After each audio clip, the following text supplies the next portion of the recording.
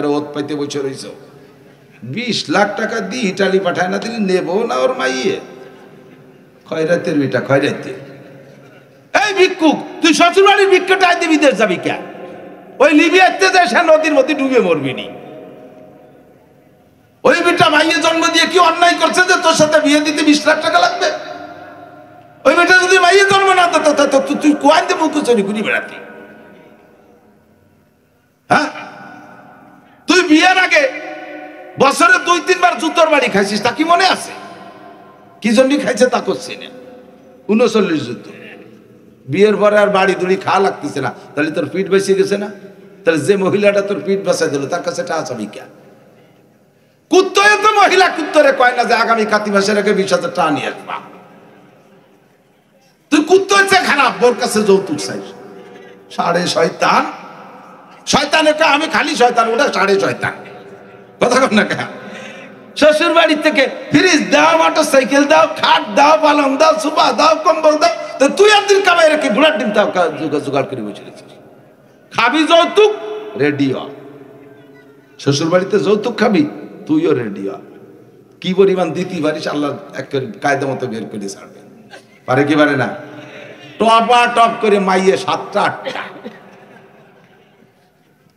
কি চেহারা বাবা, কান্তি কান্তি হুজুর ভাতের আড়ির ধারে বসে ভাত খায়, মাইয়ে কোনটা আড়ি কোনটা চেনা যায় না। আল্লাহ যে কি ফলন দেছে। শয়তান, যৌতুক খাবি, ডাল এবার ব্যাক হবে। হাসতে হাসতে আসল কথা কয়ে দেবো। চাচু, ছোটবেলা সাড়া খেলতাম, মনে আছে নিমরবিরা? 1 বিঘেতের মধ্যে ফেলাতে পারলি পারা, ওই 2 সাইডে তেঁতুলি লাঠি বাটি দিতে খেলতাম। যদি সাড়া বেকায়দা জায়গা চলে যেত তাহলে কি করত? খোটের মধ্যে কয়ে থুয়ে কয় তুই ফিরে আয়। ঠিক আছে না? আল্লাহ কয় বেকায়দা জায়গা মারতেছিস, ফিরে আয় এবার। আয়েশা বলতে হুজুর ঘটনা কি? কয় যে আয়েশা, এই রুটি মুহাম্মদুর রাসূলুল্লাহর হাতের সাথে ছোঁয়া লাগছে, এটা আগুনের জন্য হারাম হয়ে গেছে। আগুনের জন্য হারাম হয়ে গেছে। যার প্রমাণ তুমি কিয়ামতে দেখবা। আমার চাচা খাজা আবু তালেব, হুজুরের মোহাব্বতের চাচা না? আরে ভাই, আমার এই আবু তালেব নামটা কইতে গেলে সাথে খাজা শব্দ না বললে আমার ভালো লাগে না। আমার বরিশালে হুজুর রহমাতুল্লাহ আলাইহির কাছ থেকে শুনতাম, হুজুর বলতেন খাজা আবু তালেব। এত দরদের সাথে মায়ের সাথে বলতেন, কেমন যেন হুজুর রাদিয়াল্লাহু আনহু বলতে পারলে এও বলেন, কিন্তু তা তো বলা যাবে না। খাজা আবু তালেব যদি কলেমা পড়তো, আবু বকরের রোল নম্বর হতো 2, আবু তালেব হইতে 1 নাম্বার। কলেমা পড়াইতেই পারে নাই নবী, আবু জাহেলের ধোঁকায় পড়ে গেল আবু তালেব জাহান্নামে। জাহান্নামে থাকবে আবু তালেব কিভাবে? সারা গায়ে আগুন থাকবে না, সারা গায়ে কোথাও আগুন থাকবে না। জাহান্নামের কোনো আগুন স্পর্শ গায়ের সাথে করবে না, শুধু দুইটা পায়ে 2টো আগুনের জুতা পরাই দেওয়া হবে। সাহাবায়ে কেরাম বললেন, হুজুর জাহান্নামে থাকবে আবার আগুন গায়ে লাগবে না, পায়ে জুতো দেওয়া হবে কেন? তো হুজুর বললেন, আমার চাচা জান আমাকে যেভাবে আদর করেছে, কখনো মাথায় উঠাইছে, আমার গায়ে আমার চাচার মাথায় ছোঁয়া লাগছে বিদায় আগুন মাথায় লাগবে না। আমার চাচা আমাকে পিঠে করে রাখছে, এই জন্য পিঠে আগুন লাগবে না। চাচা আমারে বুকের সাথে জড়িয়ে ধরতেন, এই জন্য বুকে আগুন লাগবে না। চাচা আমারে হাত দিয়ে বের দিয়ে ধরতেন, এই জন্য হাতে আগুন লাগবে না। চাচা আমারে কোলের পর বসাইছে, এই জন্য হাতে পায়ে রানে আগুন লাগবে না। চাচা আমাকে রাগ করেও কোনোদিন পা দিয়ে একটা ছোঁয়া দেয় নাই, পায়ের নিচে ঠুক দিয়ে একটা ছোঁয়া দেয় নাই। যদি চাচা কোনো একটা দিন রাগ করে একটা লাথি আমারে দিত, তাতেও আমার চাচার পাও আগুনের থেকে বেঁচে যাইত। আল্লাহু আকবার। রাহমাতে আলম নবী সাল্লাল্লাহু আলাইহি সাল্লামের আদর্শ আমরা সেখান থেকে শিখবো। কথা কোন ঠিক কিনা?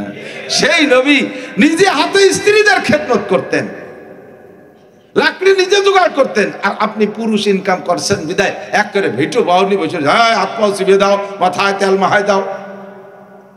আপনি তিনি কষ্ট আছেন, অবি ঠিকই বলছে তামুক খাইছেন এখানে। 500 মণের ধান পাইছেন, মহিলা দিন ভরে সে ধান সেদ্ধ আছে, শুয়েছে, কত কিছু করছে। এরপরে ছেলে মেয়ে নিয়ে সংসারে কত ঝামেলা, পেটে একটা, ফিটি একটা, কোলে একটা, কাহে একটা, বুড়ো বুড়ি শ্বশুর শাশুড়ি দুটি আগি ফেলতে রয়েছে, প্যারালাইসিসে পড়ে রয়েছে, হাঁস মুরগি গরু উঠোন লেবা লাগছে, গোবর দিয়ে, তারপরে ধান সেদ্ধ লাগছে, আবার খেয়াল নাড়ছে একদিক, সব ওই মহিলা করছে। আপনি তো শুধু মাঠে কাজ করছেন, আর রাত্রিরে এসে মাথা আগাইতেছেন, একটু তেল মাহায় দাও। এই সময় তেল ওভাবে সাথিয়ে না। যদি আপনি একটু তেল মাখাই দাও, বউ কবে তো তুমি আমার মাথায় মায় দাও, তাহলে দেবো না। তুমি কষ্ট হচ্ছে, আমি করিনি। যদি তেল নীতি হয় তাহলে সিস্টেম আছে, তেল নেওয়ার সিস্টেম হলো ছেলে মেয়েরা শোয়াই দিয়ে দুইজন যখন আলাদা রুমে যাবেন, তখন আপনি নিজে এত সরিষার তেলে চেঁচে নেবেন। তুমি সারাদিন কত কষ্ট করছো, কত কষ্ট করছো, তুমি শো, আমি একটু মাথায় তেল দিয়ে দিই। এই কইলে মহিলাকে আরে কবাল, আপনি আমার জাহান্নামে পাঠানোর সিদ্ধান্ত নিয়েছেন, তাই না? শোন শোন শোন, আমি তেল দিয়ে দিচ্ছি, অনায়াসে তেল পাবেন। এলো তেল বা সিস্টেম। আর যদি আমার মাথায় একটু তেল মাহাই দাও, তুমি আমার মাথায় মাহাই দাও, এই দুটো গুতি হতে রাত্রির ঘুম শেষ। খেদমত নিয়ে আরো সিস্টেম জানতে হবে। তবে আমার মা বোনরা, স্বামী যদি ঘরে বিছানায় শোয়ে, আপনি যদি চুলের মধ্যে আঙ্গুল ঢুকাই দেয়া, মাথার চুলের মধ্যে আঙ্গুল ঢুকাই দেয়া, পরিমাণ মতো খেদমতের নিয়তে একটা চাপ দেন। কয়টা? মাত্র একটা চাপ দেন। খেদমতের নিয়তে, প্রতিশোধের নিয়তে না। সকালবেলা আপনারা মারছে, চুলটা নিয়ে উঠে ফেলাইছে, সেই শোধ দেওয়ার জন্যই না। মোহাব্বতের নিয়তে চুলের মধ্যে হাত দিয়ে যদি একটা চাপ মারেন, আল্লাহর রাস্তায় 7 ভরি স্বর্ণ দান করলে যেই নাকি আল্লাহ আপনারে এক চাপে সেই নাকি দান করবে। স্বামীর হাত পা মেসেজ করে দিলে এই পরিমাণ, এমনকি হাতটা লুকমাতে বিবি হে মোহাব্বতের সাথে স্বামীর মুখের মধ্যে একটা কমলা লেবুর রুয়া দানা ঢুকাই দিয়েছেন, 7 ভরি স্বর্ণ দান করার সওয়াব। খালি গায়ে বসে আছে, পিঠে একটা ঘামাচি দেখা যাচ্ছে, মোহাব্বতের সাথে নখ দিয়ে ঘামাচিটা মেরে দেবেন, একেবারে 7 ভরি স্বর্ণ দান করার সওয়াব পাইবেন। স্বামী মাঠ থেকে আসছে, ক্লান্ত শ্রান্ত, অফিস থেকে আসছে, বাজার ঘাট করে আসছে, গায়ে ঘাম কষ্ট হয়ে গেছে, আপনি একটা তাল পাখা নিয়ে বাতাস দিতে জন্য পাখাটারে এপাশ থেকে ওপাশে নিয়ে আসা, ফিরিয়ে আনার আগেই আপনার আমল নামায় 7 ভরি স্বর্ণ দান করা সব লেখা হইয়া যাবে। আপনাকে বিব্রত রহিতে আসে নাই কেহ আপনি পারে, সকলের তরে সকলেই মোরা, প্রত্যেকে মোরা পরের তরে। আপনি স্বামী হিসেবে বেটো পাওয়ার নিয়ে খালি খেদমত নেওয়ার চেষ্টা করবেন না। আর আপনি মহিলা কখনো স্বামীকে অবজ্ঞা করবেন না। আপনি সংসারের অনেক কাজ করেন, কথা ঠিক আছে, কিন্তু স্বামী বেচারা লাখ লাখ টাকা কামাই করতে দেশ থেকে দেশান্তর। আপনি মা বাবা নিয়ে বাড়ি আছেন, ছেলে মেয়ে নিয়ে কম্বল মুড়ি দিয়ে রাত্রে ঘরের মধ্যে আরামে ঘুমাচ্ছেন, আর আপনার স্বামীটা শীতের রাত্রে পদ্মা নদীর ভিতরে মাছ ধরতে, সকালবেলা বিক্রি করে চাউল কিনতে হবে, রাতের রাত নাই, দিনের দিন নাই, দেশকে দেশ, ট্রাকের ড্রাইভারি করতেছে, বাসের ড্রাইভারি। আপনি তো বাচ্চা কাচ্চা নিয়ে আরামে ল্যাপের নিচে ঘুমিয়ে আছেন। আপনার স্বামী বেচারা বিদেশে যায় ছাগল চড়াইতেছে, আরে সৌদি আরব যারা দুম্বা ঘোড়া গাদা চড়াইয়া চাকরি করে কামাই করে, ড্রেন পরিষ্কার গোল সাফ করে কামাই করে, তা তো দেখেন নাই। আপনি তো বাড়ি বসে বসে বিদেশি স্বামীর স্ত্রী, তাই তার দেয়া টাকাগুলো অবাধে যাইয়া টেকেরাট মাদারীপুর রাজের বাজারে যাইয়া বিভিন্ন প্রসাধনী কিনে নষ্ট করতেছেন। ওই টাকাগুলো কামাই করতে তার কিন্তু পিঠের চামড়া উঠে গেছে। আপনি যদি সেই মায়ের নজরে তাকান, জীবনে স্বামীর সাথে বেয়াদবি করতে পারবেন না, ঠিক না? এই জন্য প্রত্যেকে দিকে খেয়াল রাখতে হবে। একটা বাংলায় প্রবাদ বলে, আপনাকে বিব্রত রহিতে আসে নাই কেহ আপনি পারে, সকলের তরে সকলে মুরা, প্রত্যেকে মুরা পরের তরে। আমরা যারা স্বামী আছি এদিক তাকান, এই আমার দিক, বিয়ে যারা করো নাই তারা তো একেবারে ওত পাইতে বসে রয়েছে। 20 লাখ টাকা দিয়ে ইটালি পাঠায় না দিলে নেবো না ওর মাইয়ে, খয়রাতের বিটা খয়রাতে। এই ভিক্ষুক, তুই শ্বশুর বাড়ির ভিক্ষাটা আইতে বিদেশ যাবি কে? ওই লিবিয়াতে যায়, সে নদীর মধ্যে ডুবে মরবি নি। ওই বেটা মাইয়ে জন্ম দিয়ে কি অন্যায় করছে যে তোর সাথে বিয়ে দিতে 20 লাখ টাকা লাগবে? ওই বেটা যদি মাইয়ে জন্ম না দিত, তুই কোয়াইতে মুখ চুরি ঘুরি বেড়াতি। হ্যাঁ, তুই বিয়ের আগে বছরে 2-3 বার জুতোর বাড়ি খাইছিস, তা কি মনে আছে? কি জন্য খাইছে তা করছি না, 39 জুতো। বিয়ের পরে আর বাড়ি দুড়ি খাওয়া লাগতেছে না, তাহলে তোর পিঠ বেঁচে গেছে না? তাহলে যে মহিলাটা তোর পিঠ বাঁচাই দিল তার কাছে টাকা চাবি কে? কুত্তরে তো মহিলা কুত্তরে কয় না যে আগামী কাতি মাসের আগে 20,000 টাকা নিয়ে আসবা।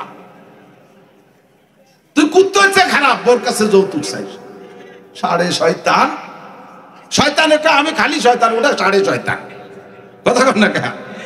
শ্বশুর বাড়ি থেকে ফ্রিজ দাও, মোটর সাইকেল দাও, খাট দাও, পালং দাও, সোফা দাও, কম্বল দাও, তো তুই একদিন কামাই রেখে ঘোড়ার ডিম দাও জোগাড় করে বসে রেছিস। খাবি যৌতুক, রেডি হ। শ্বশুর বাড়িতে যৌতুক খাবি, তুইও রেডি হ। কি পরিমাণ দিতে পারিস আল্লাহ এক কায়দা মতো বের করে ছাড়বে। পারে কি পারে না? টপা টপ করে মাইয়ে 7টা 8টা, কি চেহারা বাবা, কান্তি কান্তি হুজুর ভাতের আড়ির ধারে বসে ভাত খায়, মাইয়ে কোনটা আড়ি কোনটা চেনা যায় না। আল্লাহ যে কি ফলন দেশে, শয়তান যৌতুক খাবি, ডাল এবার ব্যাক হবে। হাসতে হাসতে আসল কথা কয়ে দেবো চাচু, ছোটবেলা চালা খেলতাম, মনে আছে নি মুরব্বীরা? 1 বিঘেতের মধ্যে ফেলাতি পারলি পারা, ওই 2 সাইডে তেঁতুলি লাঠি মাটি দিত খেলতাম। যদি চারা বেকায়দা জায়গা চলে যেত তাহলে কি করতো, খোটের মধ্যে কয়ে তুই কয় তুই ফিরিয়ে আয়, ঠিক আছে না? আল্লাহ কয় বেকায়দা জায়গা মার দিচ্ছিস, ফিরিয়ে আয়, এবার তুই 10 লাখ খাইছিস, এবার 1 কোটি টাকা নিয়ে রেডি হ। শ্বশুর বাড়ির সাথে সৎ ব্যবহার রাখবা, শ্বশুর শাশুড়ি যেন কষ্ট পায় না, তোমার কোনো আচরণে কষ্ট পায় না।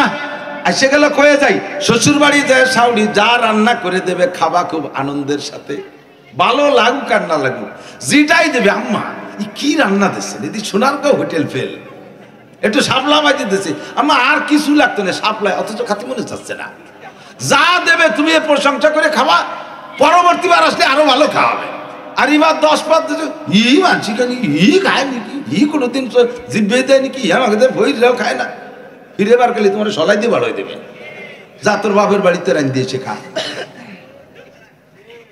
সবকিছু শিয়েই দিয়ে গেলাম, ভালো করে মনে রাখবা। চলে এসেছি মেলা দূর, গোড়ায় চলে যাই জায়গা মতো, যা বলছি তাই একটু করতে হবে না।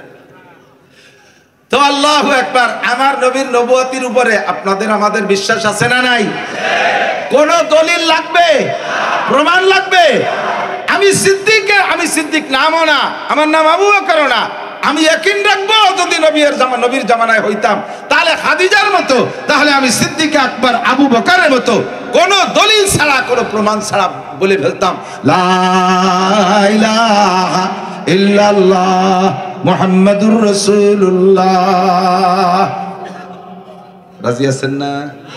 এই কলেমা পড়তে রাজি আছেন না? আর কলেমাটা এমন দামি কলেমা, যারাই পড়ছেন তামলা মা বাইনা সামাই ওয়াল আরদ, আসমান জমিনের মাঝখানে সব ফাঁকা জায়গা নেকিতে ভরে গেছে। আল্লাহু আকবার। নবী আলাইহিস সালাতু ওয়াস সালাম সাহাবায়ে কিরামদেরকে নিয়ে বসে আসরের পরে বয়ান করতেছে। গরম পানি আছে? আমার হলো জ্বর আর গলা ব্যথা হয়েছে ভীষণ, হাসি আসতেছে। করোনার বছর হলি পরে এতদিন লকডাউন দিয়ে দিত আমারে, আরে একই রকম যে গলার উপরে বাস ব্যথা, হাসি আসতেছে, কষ্ট হয়ে যাচ্ছে। আল্লাহ আসরের পরে বসে হুজুর বয়ান করতেছেন, শোনাচ্ছে। প্রথম জান্নাতের বয়ান করছে, জিবরিল হুজুরকে বলে দিয়েছে, হুজুর আপনি যাদেরকে নিয়ে বয়ান করতেছেন, যে কজন কলেমা পড়ে মুসলমান হচ্ছে, এগুলো তো উপরে আগে বরাদ্দ আছে। আদম আলাইহিস সালাম থেকে নিয়ে কিয়ামত পর্যন্ত নবী রাসূলের পরে যেই রূহগুলোকে আল্লাহ তাআলা সবচেয়ে বেশি পছন্দ করেছে, ওই রূহগুলোকে আপনার সাহাবা বানাই আল্লাহ এই সময় পাঠাইছে। আপনি আসার আগে তারা বিভিন্ন জায়গায় ছিল, কাফের মুশরিক ইত্যাদি ছিল। আপনি আসার পর আল্লাহ তাআলা জায়গায় নিয়েছে। ওদের কলব, ওদের দিল, ওদের মন এত নরম, বেশি শক্ত কথা যদি ওদের বলেন তাহলে স্টক করে মরে যাবে। হরিণ, হরিণ দেখছেন? হরিণ খুব দ্রুত প্রাণী, খুব চালু চঞ্চল এবং খুব আতঙ্কিত প্রাণী। ওর পেটের মধ্যে যদি গ্লুম করে ডাকি উঠছে গ্যাসে, ও মনে হয় যে বাঘের আওয়াজ শুনলাম নাকি, মুখস্থ একদিক দৌড়তে তালে খায় ভয়তে। এত সতর্ক আর হুঁশিয়ার প্রাণী, অথচ হার্ট খুব দুর্বল, একটু কিছু শুনলেই মরে যায়। আমি দেখছি আমাদের এক নেতার বাড়ি, নেতাকে নাম তো কওয়া যাবে না, এক নেতার বাড়ি গেছে বেড়াতে, যাইয়া দেখি ওনার ফার্মের ভিতরে 300 হরিণ। কথা বলা নিষেধ, হুজুর জোরে কথা বললি ওর মধ্যে 2-4 স্টক করে বড়ি মরে যাবে। এত হার্ট দুর্বল প্রাণী, এই হরিণ, অথচ থাকে কাকের মধ্যে? বাঘের মধ্যে। কোন জায়গা থাকে? বাঘের মধ্যে। আল্লাহু আকবার। আল্লাহর খেলাই এরকম। তো আপনার সাহাবা এরা কাফের মুশরিকের মধ্যে আছে। আবু জাহেল, আবু লাহাব, উতবা, সাইবা, ওয়ালিদ ইবনে মুগিরা বিশ্ববিখ্যাত বদমাশদের মধ্যে আছে। এই মানুষগুলো হরিণীর মতো হাড় দুর্বল। ওদের কাছে যদি আপনি কখনো বয়ান করতে যান, তাহলে দুইটা বয়ান, জাহান্নামের বয়ান যদি করতে চান তাহলে আগে জান্নাতের বয়ান করে নেবেন, আগে জান্নাতের বয়ান করে নেবেন। নইলে প্রথম যদি খালি জান্নাত জাহান্নামের বয়ান করেন, ও জায়গায় মরে যাবে স্টপ করে। বহুত প্রমাণ আছে, সাহাবা জাহান্নামের বয়ান শুনতে শুনতে শুনতে শুনতে অজ্ঞানে আর বাসেই নেই। তো হুজুর আলাইহিস সালাতু ওয়াস সালাম আজকেও বসে জান্নাতের আলোচনা করছেন। জান্নাতের আলোচনা যখন করতেছেন, সব বলছেন যে জান্নাতে এরকম এরকম এরকম এরকম, জান্নাতের গাছের গোড়া উপর দিক, মাথা নিচের দিক ফলে ফুলে ভরা, একটা ফলেও খোসা নাই, দড়ি খালি হবে, চুলিয়ে খাতি সময় নষ্ট হবে না, কলারও খোসা নাই, এইভাবে বলছেন। বলতে বলতে হুররা এরকম, তাদের চেহারা এরকম, তাদের স্বাস্থ্য এরকম ইত্যাদি বলতে বলতে হুজুর এরকম হাত বাড়াচ্ছে, হুজুর এরকম হাত বাড়াচ্ছে, আবার খালি হাত ফিরে আসে। সাহাবায়ে কেরাম বললেন, হুজুর যেন কি ধরেন ধরেন বলে হাত বাড়ান, আবার খালি হাতে ফিরে আসেন, ঘটনা কি? হুজুর কয় কি, আমি যখন জান্নাতের বয়ান করতেছিলাম না, ওই সময় সে জান্নাত আমার হাতের দ্বারে চলে এসেছে। আল্লাহ তাআলা জান্নাত আমার সামনে দিয়ে দিয়েছে, আমি দেখে দেখে বলতেছিলাম। তোমাদের যা বলছি না যে হুর আছে, বিল্ডিং আছে, মধুর নদী, দুধের নদী, শরবত, গাছের গোড়া উপর দিক, এ সব আমার চোখের সামনে দেখে দেখে আমি বলতেছিলাম। তখন আমার এত নিকটে চলে আসছে, মনে চাইলো যে একটা ফল তুলে রাখি, তোমাকে খাওয়াবো। কিন্তু আমি যখন হাত বাড়াই, জিবরাইল টাইম দিয়ে সরাই নিয়ে যায় আর কয় যে হুজুর দুনিয়ায় এভাবে খাওয়ানো যাবে না, বলে দেন এগুলো সব বেচতে পাবে। জোরে কন্যা সুবহানাল্লাহ। বেশি গরম একটু মিশিয়ে দাও জামাল। আল্লাহ, হয়ে গেল জান্নাতের বয়ান। বলতে গেলে রাতকে রাত কেটে যাবে, এত জান্নাতের বয়ান। কুরআন শরীফ সূরা আর রহমান, সূরা ওয়াকিয়া, সূরা দাহার, সূরা নাবা, সব জায়গায় যে খালি জান্নাতের বয়ান আর জান্নাত, এত নিয়ামত ভরা। এরপরে হুজুর জাহান্নামের বয়ান শুরু করছেন। হঠাৎ করে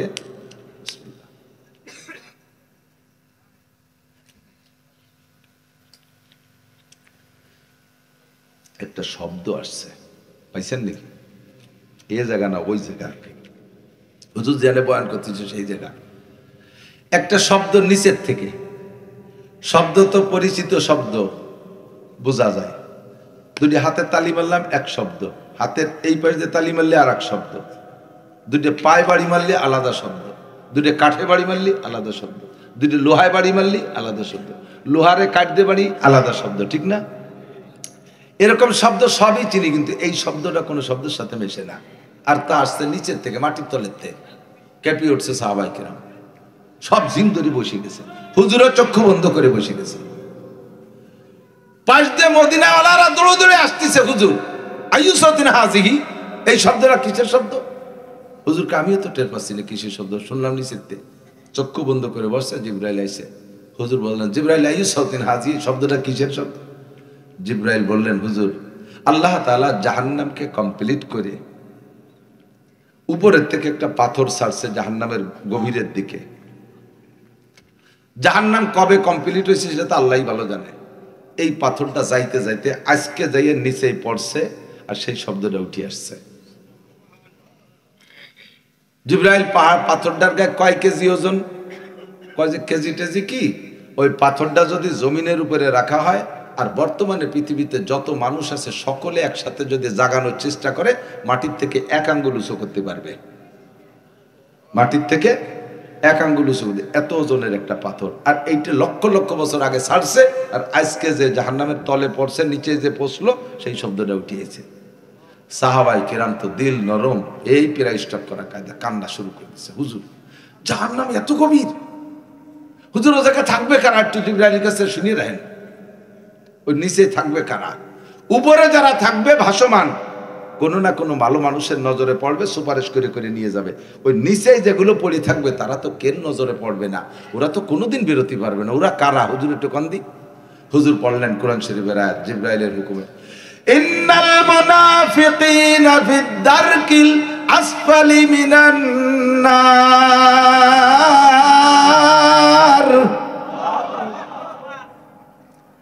দারকিল আসফাল, তার মানে সবচেয়ে নিচে এ জায়গা থাকবে আমার উম্মতের মুনাফিকরা।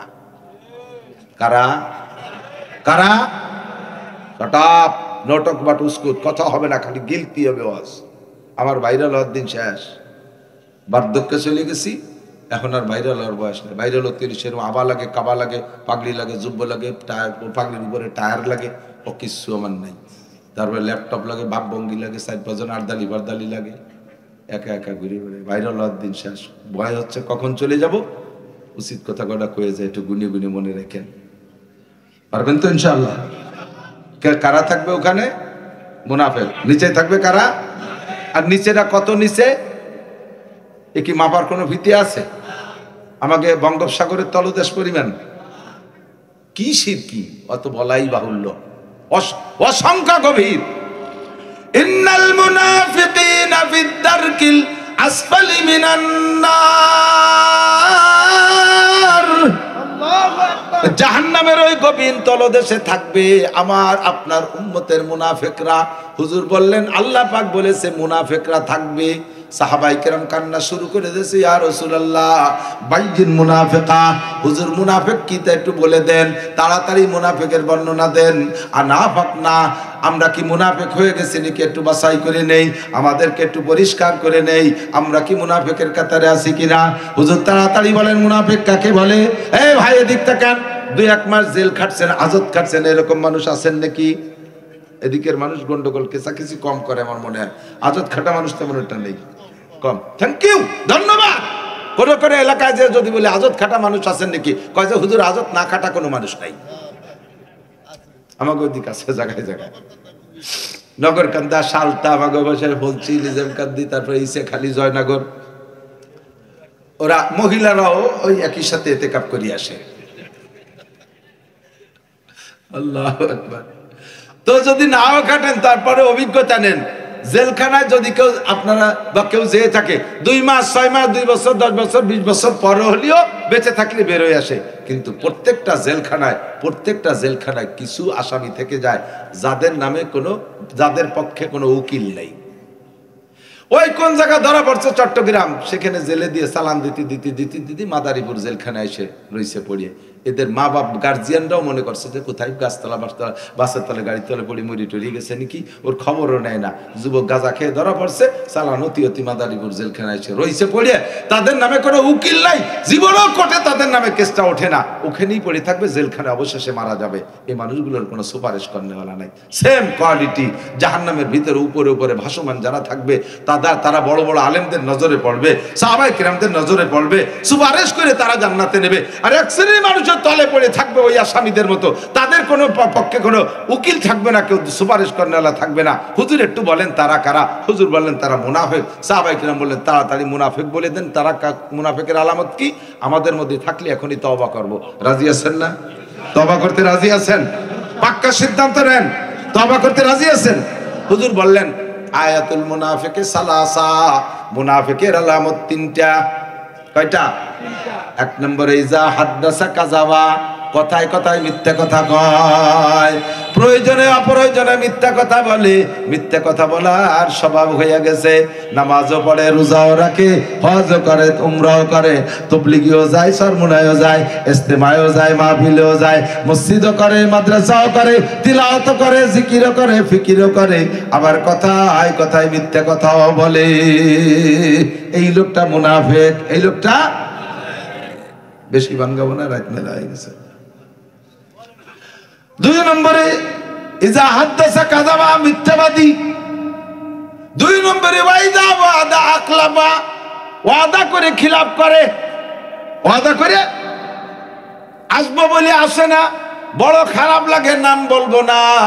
আমাদের বক্তাদের মধ্যে অনেকে আছে দাওয়াত রেখে টাইম মতো আসে না। আমি মোটে 2 চোখ দিয়ে সহ্য করতে পারি না দেখতে। ওগুলো যত বড় পাগড়ি বাঁধে আমার সামনে আসুন, ওর এবার কিচ্ছু মনে হয় না।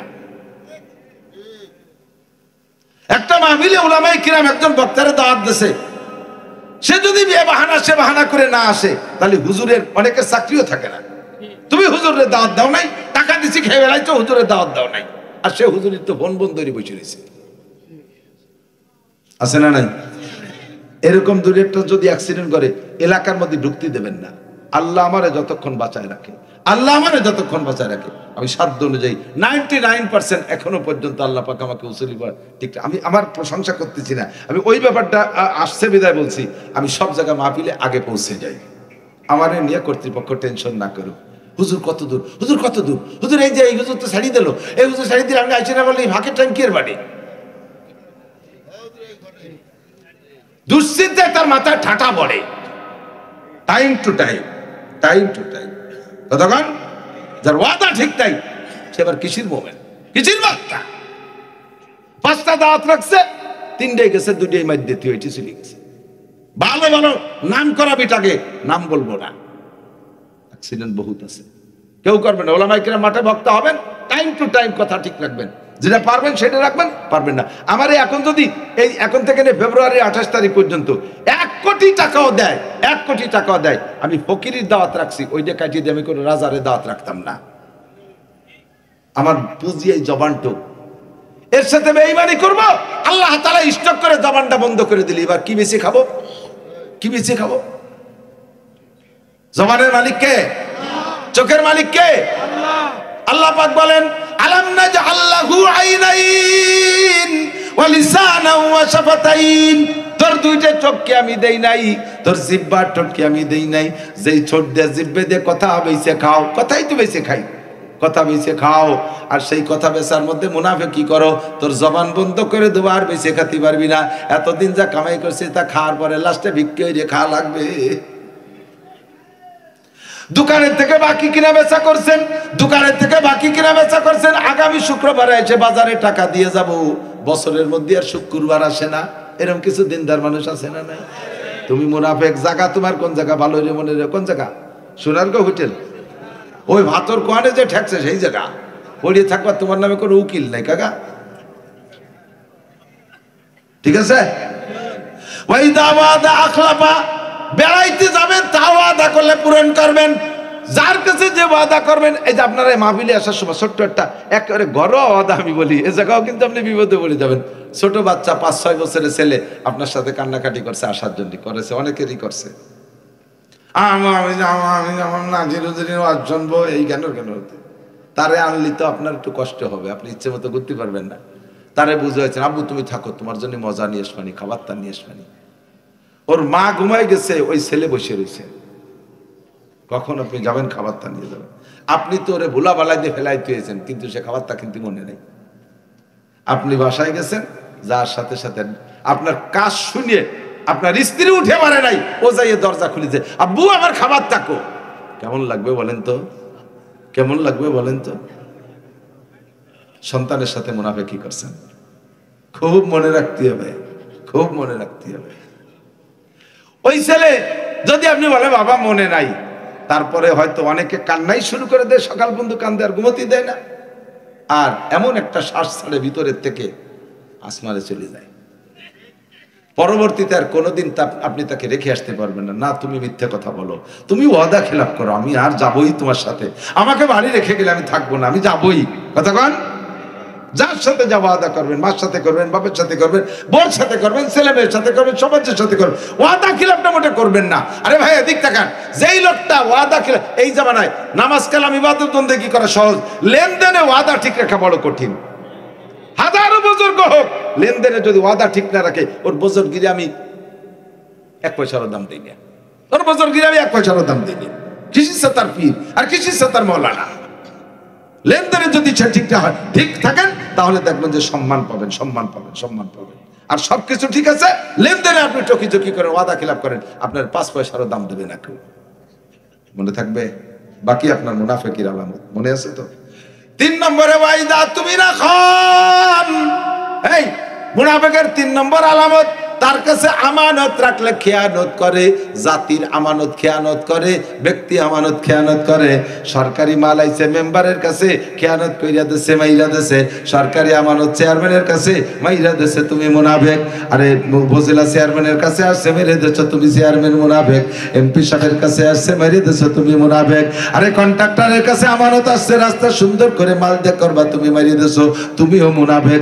নামাজ পড়ো, রোজা রাখো, আর ওই কন্ট্রাক্টর আর চেয়ারম্যান চেয়ারম্যানি মেম্বারি আর এমপি গিরির টাকা দিয়া কাবা ঘরের মধ্যে বসে যদি এতে কাপো করো জীবন ভরে, তোমার এতে কাপ আসমানে ওঠে না। ওয়াইদা তুমি রাখান, আমানতের খেয়ানত করবেন না। এই মসজিদের ইমাম সাহেব কেশিয়ার দিক তাকান।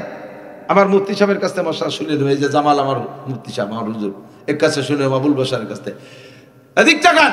মসজিদের ক্যাশের টাকা ক্যাশিয়ারের কাছে জমা থাকবে, সাপ্তাহিক যে টাকাটা কালেকশন হয়েছে ওই টাকা ওইভাবেই থাকবে, পয়সা গেলে ওইভাবে থাকবে। টাকা যদি নষ্ট হয়ে যাচ্ছে বলে মনে হয় তাহলে কমিটির লোক নিয়ে পরামর্শ করে ভাঙ্গাবেন বা কাজে লাগাবেন। ওই টাকারে খুচরো টাকারে আস্ত বানানোর অধিকার আপনার একার নাই, আস্ত টাকারে ভাঙ্গাই দেওয়ার অধিকার আপনার নাই। ওই টাকা ওইভাবেই থাকবে, এর নাম হলো ক্যাশিয়ার। আর আমাদের ক্যাশিয়াররা হ্যাঁ মসজিদের ক্যাশের টাকা দিয়ে ছেলেরে মুসলমানি দেশে নিজে বিয়ে হচ্ছে, দোকানের পুঁজি বাড়াইছে। দিলি হলো একসময়, ওই দিলির আগেই কিলি হয়ে গেছে, দোকানে আগুন লেগে পুড়ে ছাই হয়ে গেছে। দাও এবার দাও। আসছিলাম যে লাভ লাভ সহ দেব, আল্লাহ নিয়ে গেছেন, কইতে দেব। আল্লাহ নিল কে? তোর এই দোকানের ক্যাশের টাকা মসজিদের টাকা এর মধ্যে ঢুকতে গেছে কিনা? এইটাই যে মাইয়ে বিয়ে দিছে, ও মাইয়ে টেকবে না, তালাক খাবে প্রথম দিন।